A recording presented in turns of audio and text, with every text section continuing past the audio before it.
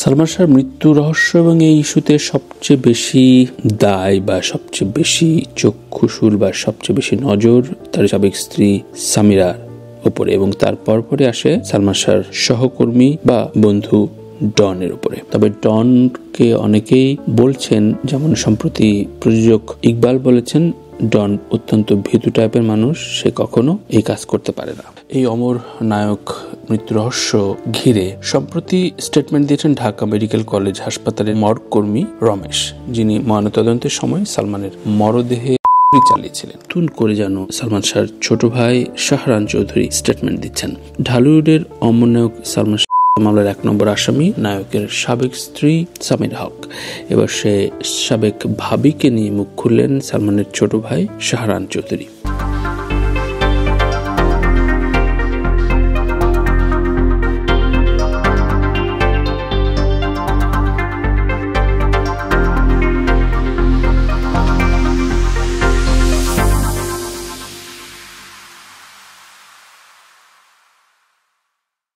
সালমান শাহর মৃত্যু রহস্য এবং এই ইস্যুতে সবচেয়ে বেশি দায় বা সবচেয়ে বেশি চক্ষুশূল বা সবচেয়ে বেশি নজর তার সাবেক স্ত্রী সামিরার উপরে এবং তার পরপরে আসে সালমান শাহর সহকর্মী বা বন্ধু ডনের উপরে। তবে ডনকে অনেকেই বলছেন, যেমন সম্প্রতি প্রযোজক ইকবাল বলেছেন, ডন অত্যন্ত ভীতু টাইপের মানুষ, সে কখনো এই কাজ করতে পারে না। এদিকে ডনকে নিয়ে নানান আলোচনায় এসছে যে ডনের সাথে সম্পর্কটা সালমানের কেমন ছিল। সালমান শাহ পরিবার বলছেন ডন মূলত সালমান শাহর আশ্রয়ে পালিত একজন ছিলেন এবং পরবর্তীতে তার সিনেমার প্রতি আগ্রহ দেখে তাকে সিনেমায় আনেন সালমান। অন্যদিকে নীলা চৌধুরী সর্বশেষ জানিয়েছেন তাকে নাকি 1 মাস আগেও ডন হুমকি দিয়েছে। ইত্যাদি নানান জটিলতায় মূলত ডন এই ঘটনার কোন চরিত্রে রয়েছেন তা এখন নির্ধারণ করবে মাননীয় আদালত। উল্লেখ্য, জনপ্রিয় চিত্রনায়ক সালমান শাহর মৃত্যুর 29 বছর পর অবশেষে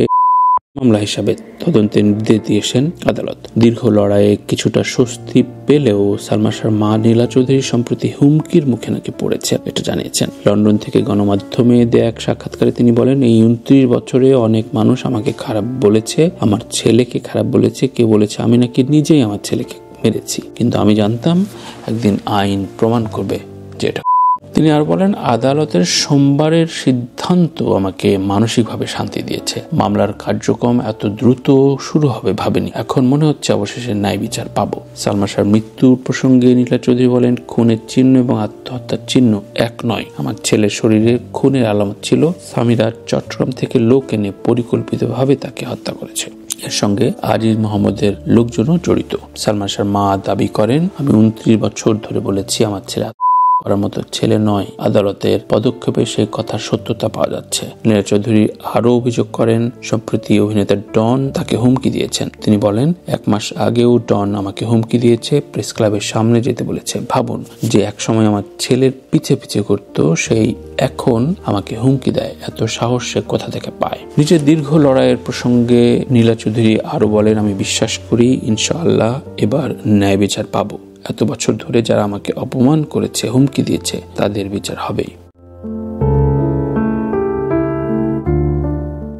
বাংলাদেশের ফিল্ম ইন্ডাস্ট্রির সুপারস্টার বা মহানায়ক সালমান শাহর মৃত্যুর এতগুলো বছর পর আবার যেন নতুন করে প্রশ্নের জন্ম দিয়েছে যে এটি না, এবং সেই আলোচনার প্রেক্ষিতেই আবার নতুন করে গণমাধ্যমে নানা ধরনের স্টেটমেন্ট প্রকাশ পাচ্ছে, যা হয়তো আরো আগেই গণমাধ্যমে বা প্রচার মাধ্যমে প্রকাশ পাবার কথা ছিল বা উচিত ছিল। যেমন ঢালিউডের এই অমর নায়ক মৃত্যু রহস্য ঘিরে সম্প্রতি স্টেটমেন্ট দিয়েছেন ঢাকা মেডিকেল কলেজ হাসপাতালের মর্গ কর্মী রমেশ, যিনি ময়নাতদন্তের সময় সালমানের মরদেহে চালিয়েছিলেন। তখনকার সেই ভয়াবহ মুহূর্তের কথা মনে করে রমেশ বলেন, আমার প্রিয় নায়কের বুকে আমি নিজেই চালাই। ফরেন্সিক চিকিৎসকের নির্দেশে সবকিছুই করতে হয়েছিল, কিন্তু কাটতে কাটতে বিশ্বাস হচ্ছিল না যে সালমান মারা গেছেন। উল্লেখ্য, ধর্মান্তরিত হয়ে এখন সেকান্দার নাম ধারণ করেছেন রমেশ। সম্প্রতি তিনি এক সাক্ষাৎকারে সালমান শাহর মরদেহ ময়নাতদন্তের সেই দিনের অভিজ্ঞতা শেয়ার করেন। রমেশ আরো বলেন, চিত্রনায়ক সালমান শাহর ভক্ত ছিল এদেশের লাখো মানুষ, আমি নিজেও ছিলাম তাদের একজন। হঠাৎ শুনলাম সালমান শাহ মারা গেছেন, মরদেহ আসছে মর্গে। সেদিন হয়তো সরকারি ছুটি ছিল, শুক্রবার।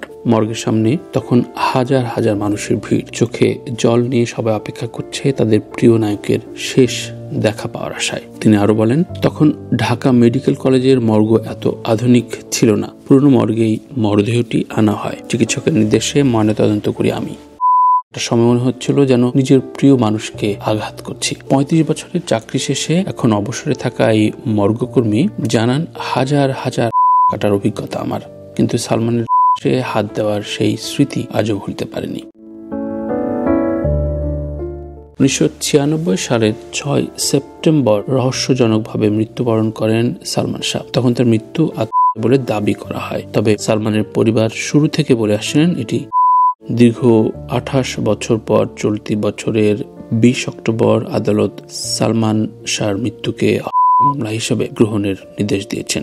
বাংলা চলচ্চিত্রের ইতিহাসে সালমান শাহর মৃত্যু আজও এক অমোঘ রহস্য, যার উত্তর খুঁজে ফিরছেন তার কোটি কোটি ভক্ত।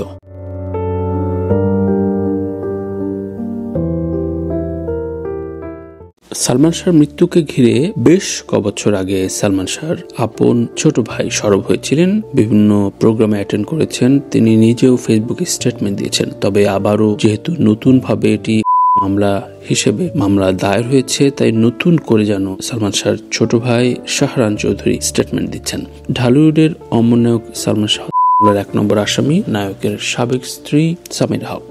এবার সে সাবেক ভাবিকে নিয়ে মুখ খুললেন সালমানের ছোট ভাই শাহরান চৌধুরী। তিনি এক ভিডিও বার্তাতে জানান, সাধারণত তিনি ফেসবুক লাইভে আসেন না, কিন্তু কিছু কারণে লাইভে এসেছেন। এই লাইভে কাউকে ব্যক্তিগত কারণে কিংবা ছোট করে কথা বলা তার উদ্দেশ্য নয়। সামিরা হককে নিয়ে কথা বলেন শাহরান, জানান সালমান শাহ প্রচন্ড ভালোবাসতেন সামিরাকে। সামিরা প্রসঙ্গে কথা বলতে গিয়ে অঝরে কেঁদে ফেলেন নায়কের ছোট ভাই। তিনি আরো বলেন, আমার ভাই আপনাকে প্রচন্ড ভালোবাসতো, আপনি একটু চিন্তা করে দেখবেন, আপনি যে কারণে আমার ভাইকে পছন্দ করেছিলেন, আমার ভাইকে বিয়ে করেছিলেন, আপনার বাবা মাকে ছেড়ে এসেছিলেন, তখন নিশ্চয়ই আমার ভাইয়ের মধ্যে আপনি সেরকম কিছু দেখেছিলেন। ভেবে দেখবেন, পালিয়ে বিয়ে করার পর আপনার পরিবার মেনে না নিলেও আমার পরিবার কিন্তু আপনাদের ফেলে দিতে পারেনি। শাহরান আরো বলেন, ব্যক্তিগতভাবে আমি আপনাকে খুব সম্মান করতাম। আপনি জানেন, আমরা যখন সিলেট যেতাম তখন আমরা আপনাকে যেভাবে লুক আফটার করতাম,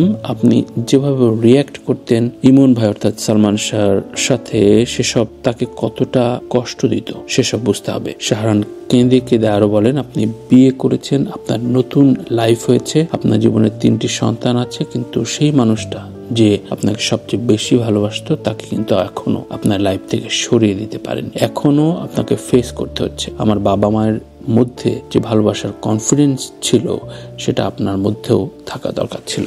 তিনি সামিরাকে আখিরাতের কথা মনে করিয়ে দিয়ে তিনি আরো বলেন, এটাই কিন্তু দুনিয়ার শেষ না, পুলিশেরা কিভাবে পার করতে পারবেন সেটি ভাবেন। 2 দিনের দুনিয়ায় আমরা তো সবাই চলে যাব। সালমান শাহ আত্মহত্যা করার যে যুক্তি আপনারা দেন যে তার আত্মহত্যার প্রবণতা ছিল, একবার ভেবে দেখবেন আপনার সঙ্গে পরিচয়ের আগ পর্যন্ত স্বাভাবিক জীবন ছিল আমার ভাইয়ের। সামিরাকে উদ্দেশ্য করে শাহরান বলেন, আমি সালমানের ভাই, সে কারণে আপনার সঙ্গে আমার একটা সুন্দর সম্পর্ক ছিল। আমি আপনাকে ফোন করেছিলাম, কিন্তু আপনি আমার ফোন ধরেননি। আমার মনে হয় আপনার বয়স হয়েছে কিংবা অনেক কিছুই আপনার মনে নাই। আমি আপনাকে ছোট করব না, কিন্তু আপনি একবার চিন্তা করে দেখেন যে আপনি বগুড়া থেকে কোন কারণে ঢাকায় এসে আশ্রয় নিয়েছিলেন। আমার ভাই কিন্তু সবকিছুই আমার সঙ্গে শেয়ার করত। সালমান শাহর ছোট ভাই শাহরান আরো বলেন, এই লাইভে সেটা বলবো না যে আপনি বগুড়ায় কি করে এসেছিলেন এবং কেন ঢাকায় এসে আশ্রয় নিয়েছিলেন, সেটা আপনি ভালো করে জানেন। আমি বলবো আপনার কর্মের জন্য আপনি মাপ চান,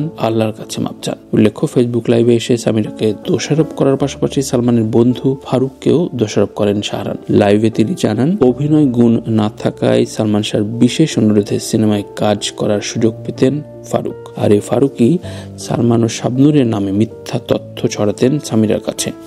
এরপর হত্যা মামলায় অভিযুক্ত 11 জনকে নিজেদের কৃতকর্মের জন্য আল্লাহর কাছে মাপ চাইতে বলেন প্রয়াত এই নায়কের ভাই।